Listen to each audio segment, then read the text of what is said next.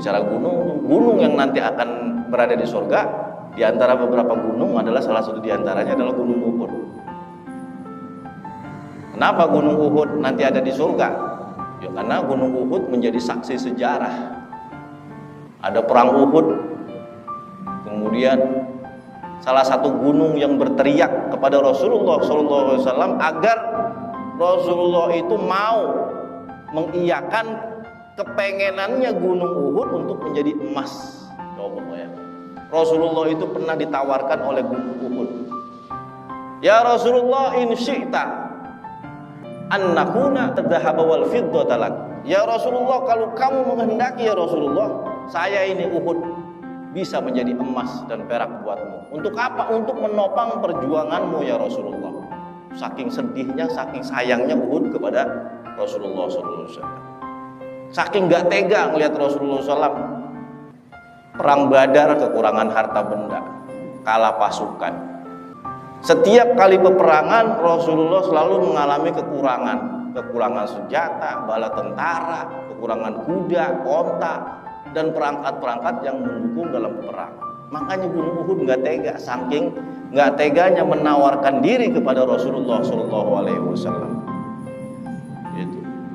Jaminan oleh Rasulullah SAW gunung yang ada di surga nanti salah satu diantaranya adalah Uhud. Hadisnya sahih. Saksi sejarah perang Uhud dulu bagaimana, ya kan? Ini kita cerita Uhud dulu. Perang Uhud itu dilakukan setahun 2 minggu setelah perang Badar. Coba, setahun 2 minggu setelah perang Badar. Perang Badar terjadi di bulan Ramadan, perang Uhud terjadi di bulan Syawal.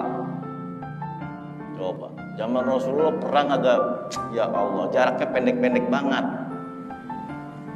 Udah pokoknya kita sekali lagi kalau ngebayangin kalau hidup di zaman itu udah ampun-ampunan dah, udah ngapa begitu. Ya, punya pasukan 1000 tentara melawan 3000 tentara dari kalangan kafir Quraisy. 300 pasukan belot yang dipimpin oleh Abdullah ibnu Ubay bin Salul, gembongnya munafik di zaman Rasulullah SAW. Abdullah ibnu Ubay ibnu Salul, 300 pasukan ngebelot dari perang Uhud, sehingga tersisa tinggal 700 lawan 3000. Ya Allah, kayak apa? Abdullah ibnu Salul atau Abdullah bin Ubay ibnu Salul itu memang dasarnya gedek sama Rasulullah. Kita cerita sejarah dulu ini. Dulu Rasulullah SAW sebelum hijrah ke Madinah, Abdullah ibnu Ubay bin Salul ini adalah pemimpin suku Khazraj. Di Madinah itu ada suku Khazraj dan Aus yang dulu saling berantem, bertikai, perang antar suku zaman sebelum Rasulullah hijrah. Suatu hari suku Khazraj dan Aus ini melakukan perdamaian, dan Abdullah ibnu Ubay ini dianggap tokoh yang mampu menjembatani perdamaian kedua belah pihak. Ini sebelum Rasulullah hijrah, masih di Mekah Rasulullah. Kemudian Abdullah ibnu Ubay ini sudah digadang-gadang menjadi pemimpin kota Madinah. Tuh, udah digadang-gadang nih calon pemimpin kota Madinah, karena berhasil mendamaikan kedua belah suku yang terus dan sering bertikai sebelum Rasulullah. Tapi begitu Rasulullah hijrah ke Madinah, habis ini ibaratnya kalah wibawa.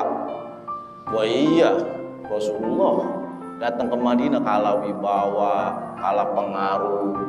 Ya, semua orang Madinah siapa yang gak cinta Rasulullah kecuali orang-orang munafik. Akhirnya pemimpin kota Madinah jatuh ke tangan Rasulullah SAW, karena penduduk Madinah memang menghendaki itu, gitu. Marah dia, ada dendam. Kayak mau nggak jadi pemimpin pun gara-gara dia nih kalau bahasa kita. Tuh orang munafik tuh. Begitu terjadi perang, terjadi perbedaan pendapat antara Abdullah ibnu Ubay bin Salul dengan Rasulullah dan para sahabat. Perbedaannya di mana? Abdullah ibnu Ubay itu menginginkan perang terjadi di Madinah. Biarin, kita nggak usah ke Uhud, kita bertahan di Madinah, kata Abdullah ibnu Ubay. Tapi sahabat Rasulullah, terutama di kalangan Madinah, menghendaki perang Uhud terjadi di Bukit Uhud. Pertimbangannya adalah kalau perang itu terjadi di Madinah, kasihan rakyat sipil. Konsentrasi kita akan pecah karena melindungi rakyat sipil. Enggak diterima tuh usulnya Abdullah ibnu Ubay. Enggak diterima, ngambek udah ceritanya. Pasukan yang sudah disiapkan 300 dari suku Khazraj ngembelot. Coba bayang. Ditinggal Rasulullah SAW. Itu orang munafik. Sehingga perang Uhud menyebabkan kekalahan umat Islam pada saat itu. Di samping pasukan Uhud, pemanah-pemanah yang berada di Bukit Uhud itu tidak mendengarkan titah dan perintah Rasulullah, jangan turun dari Uhud. Pemanah-pemanah itu jumlahnya 50. Begitu dia menang sementara, banyak pasukan kafir yang mati, tertarik dengan harta ghanimah, harta perang yang ada yang ditinggalkan oleh orang-orang kafir yang mati, turun dari Bukit Uhud 50 orang itu. Padahal itu strateginya Abu Sofyan. Abu Sofyan lagi musuhnya sebelum masuk Islam. Abu Sofyan tuh. Abu Sofyan pemimpin perang Uhud dari kalangan kaum kafir. Pemimpin perang Khandaq Abu Sofyan juga sebelum masuk Islam. Sehingga habislah itu. Umat muslim dipukul mundur, banyak yang gugur lantaran tidak mendengarkan instruksi Rasulullah supaya tidak turun gunung, tetap bertahan, jangan apapun yang terjadi kata Rasulullah, jangan kau turun. 50 orang pemanah itu. Akhirnya karena melihat harta ghanimah agak tahan turun. Tapi itu sekali lagi dimaafkan oleh Allah Subhanahu wa taala. Dimaafkan oleh Allah Subhanahu wa taala dalam surat Al-Imran ayat 152. Walaqad afallahu ankum, sungguh Allah telah memaafkan kalian wahai pasukan Uhud. Gara-gara melanggar perintah Rasulullah kalah, tapi Allah maafkan karena ikut perang, masih ikut perang. Yang tidak dimaafkan siapa? Orang-orang munafik, termasuk pasukannya Abdullah ibnu Ubay. Wallahu zu fadlil mu'minin, kata Allah. Dan Allah melimpahkan karunia-Nya kepada orang-orang mukmin yang terlibat dalam perang Uhud meskipun kalah. Ini sejarah yang menyakitkan juga. Uhud pada saat itu setelah melihat kejadian itu, Uhud nggak tega, gunung Uhud, ya Allah, Rasulullah yang mulia ini tidak seperti nabi-nabi yang lain, Sulaiman, Daud, kan gitu, sama emas. Makanya Uhud menawarkan diri, Rasulullah tolak habis. Bagaimana mungkin Rasulullah menerima emas permata ya sebagai wujud pengabdiannya Uhud, padahal alam ini diciptakan, alam ini ada karena diawali dengan nurnya Muhammad SAW. Itu hebatnya Rasul kita. Bagaimana mungkin Rasul tertarik terhadap hal kayak gitu? Biarin, kata Rasulullah, biarin saya miskin, biarin umat saya kekurangan, dengan segala ikhtiarnya insya Allah menjadi berkah, dan berkahnya buat kita semua. Ya, merdeka kita menjalankan ad-dinul Islam, menjalankan amal ibadah, menjalankan sunnah-sunnahnya, menjalankan kewajiban-kewajiban yang diperintahkan oleh Allah Subhanahu wa taala. Kita gampang beribadah lantaran berkahnya para sahabat yang memperjuangkan mati-matian demi tegaknya ad-dinul Islam. Udah tinggal kita isi dah dengan perbuatan dan amal-amal baik. Begitu. Makanya Gunung Uhud itu istimewa. Gunung Uhud juga pernah goyang, gempa. Apa kata Rasulullah? Usbut ya Uhud, usbut ya Uhud. Innama alaikan nabi. Sungguh di atasmu ini ada seorang nabi, wahai Uhud. Was-Siddiq, dan Abu Bakar As-Siddiq, orang yang terpercaya, orang yang setia. As-Siddiq maksudnya begitu. Wasyahidan, kata Rasulullah, dan ada 2 orang yang sebagai syuhada di sini. Tenanglah Uhud. Tenang Uhud. Uhud pernah goyang. Bukan goyang karena marah, bukan. Merinding Uhud itu, gempa sekitar gunung Uhud itu. Dahsyat gempanya. Bukan karena marah, tapi merinding. Merasakan getaran hati dinaiki oleh orang yang mulia. Usbut ya Uhud, innama alaikan nabi, ya, wassiddiq wasyahidan. Tenang wahai Uhud, di atas kamu ada nabi, ada as-siddiq, Abu Bakar Siddiq, ya, kemudian Utsman dan Umar bin Khattab. Wasyahidan, kata Rasulullah. Ternyata terbukti kedua orang ini mati syahid. Umar bin Khattab mati syahid, Utsman bin Affan mati syahid. Sudah ada nubuahnya sebelum mereka dibunuh. Gitu. Sudah ada nubuahnya dari Rasulullah ketika mereka berada di atas gunung Uhud. Saking dinaiki oleh orang-orang mulia, gemeter dia. Kayak kita gimana ya? Kita itu ketemu orang kita rindukan, cintai, atau ketemu sesuatu yang menakjubkan, badan kita gemeteran. Gunung Uhud begitu, dengan bukit-bukit di sekitarnya goyang. Zaman ada Rasulullah, gempa nggak berani, banjir pernah terjadi, disuruh stop banjir, kering, turun hujan. Nah kalau sekarang siapa yang berani berhentiin gempa? Kagak ada. Zaman Rasulullah masih hidup, dia tenang, tepok doang. Gitu. Nah kalau sekarang siapa? Tapi kita harus yakin, kalau seandainya di Jakarta ini nggak banyak para aulia, nggak banyak para ulama yang dekat dengan Allah, habis Jakarta ini. Itu disebut dengan patoknya tanah. Ada patoknya tanah Jawa, ada patoknya tanah Kalimantan, ada patoknya Sulawesi. Ya mereka itulah para wali yang selalu menjaga kedamaian dan ketenangan. Adapun gempa hanya sebagai peringatan. Hati-hati, kamu harus banyak mengingat Allah Subhanahu wa Ta'ala. Begitu. Udah Isa belum, Gus Mitro? Hah? Belum? Hah? Iya.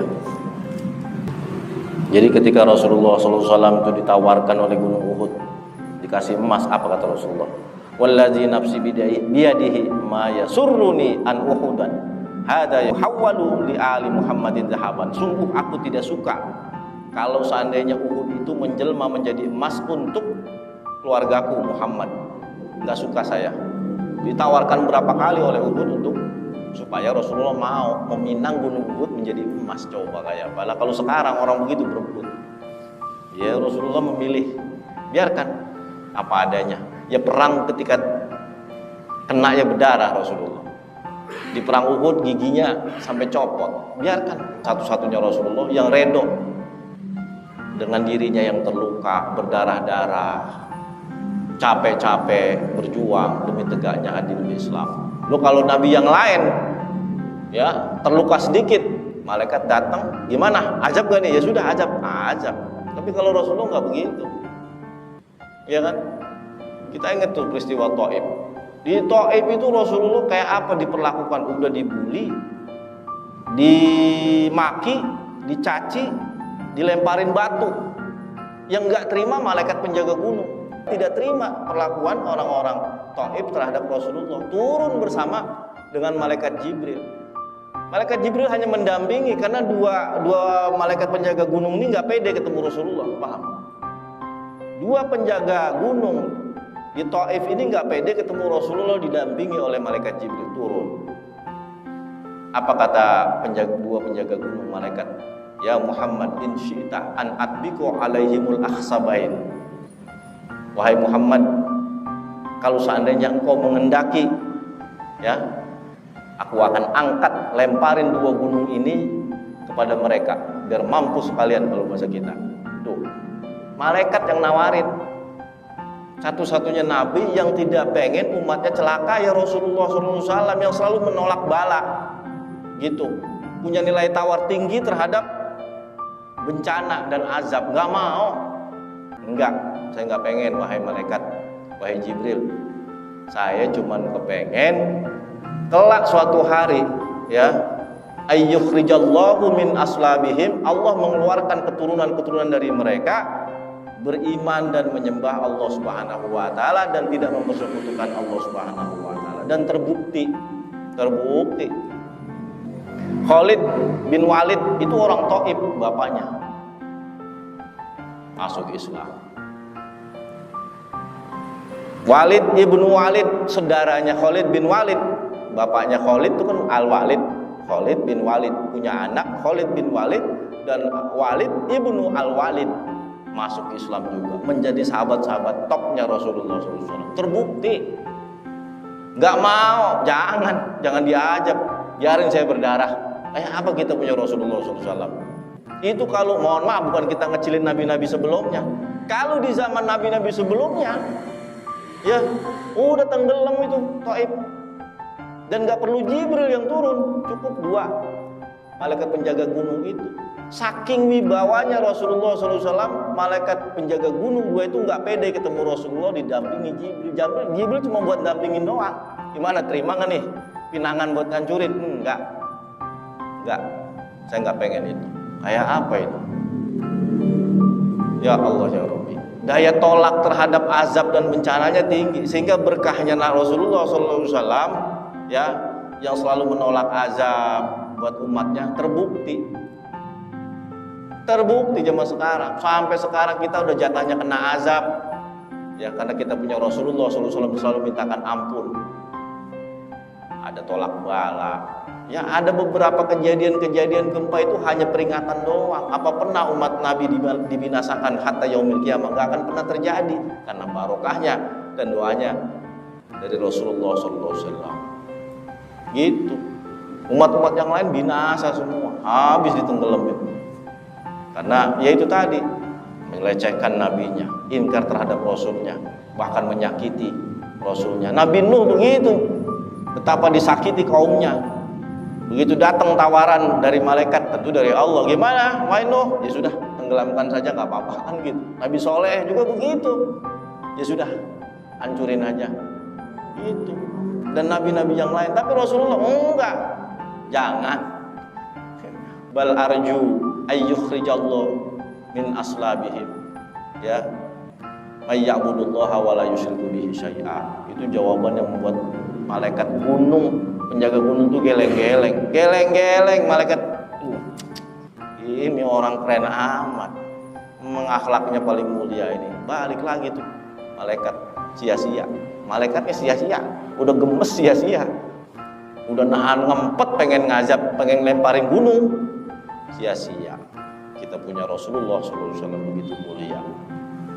Makanya itu tadi saya sering kali, kalau kita cuman sedikit bersolawat, ya Allah, keterlaluan kita kalau jarang solawat. Ya minimalnya 10, minimal, kalau bisa ya sebanyak-banyaknya. Jangan pada saat sholat, saat kerja, kayak saat ngopi, kayak saat lagi santai, kayak sholawat. Karena apa itu tadi, kita bukan hanya sekedar cinta kepada baginda Nabi Muhammad SAW, tapi jasa-jasanya beliaulah kita bisa sampai sekarang masih bisa merasakan nikmatnya memeluk agama ad-dinul Islam, berkahnya para sahabat, terutama baginda Nabi Muhammad SAW. Ya, karena waktunya sudah isya. Demikian apa yang bisa kita dapat sampaikan pada malam hari ini. Mudah-mudahan oleh Allah Subhanahu wa taala kita diberikan ampunan, maghfirah, dan kita termasuk golongan yang dicintai oleh baginda Nabi Muhammad SAW, yang masuk ke dalam bagian daripada umatnya Nabi Muhammad SAW. Akhirul kalam, billahi taufiq wal hidayah. Wallahu a'lam bishawab. Al-Fatihah. A'udzu billahi minasyaitonir rajim. Bismillahirrahmanirrahim. Alhamdulillahi rabbil alamin arrahmanir rahim maliki yaumiddin. Iyyaka na'budu wa iyyaka nasta'in ihdinas siratal mustaqim. Shiratal ladzina an'amta 'alaihim ghairil maghdubi 'alaihim waladdallin.